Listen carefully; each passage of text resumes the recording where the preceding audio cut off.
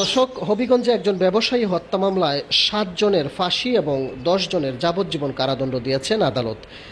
তবে অভিযোগ প্রমাণিত না হওয়ায় ২২ জনকে খালাস দেওয়া হয়েছে একই মামলায়।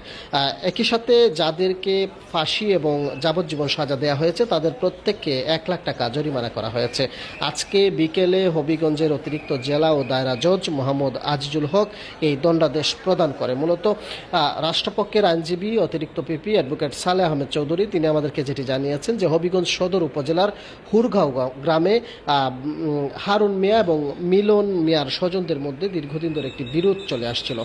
এই বিরোধের জের ধরে ২০০৩ সালের অর্থাৎ আজকে থেকে ২১ বছর আগে ২০০৩ সালের ১৪ ফেব্রুয়ারি হারুন মিয়া ও তার কয়েকজন স্বজন যখন রাস্তা দিয়ে যাচ্ছিলেন তখন মিলন মিয়ার যে লোকজন তারা অতর্কিত হামলা চালায় এবং এই হামলায় হারুন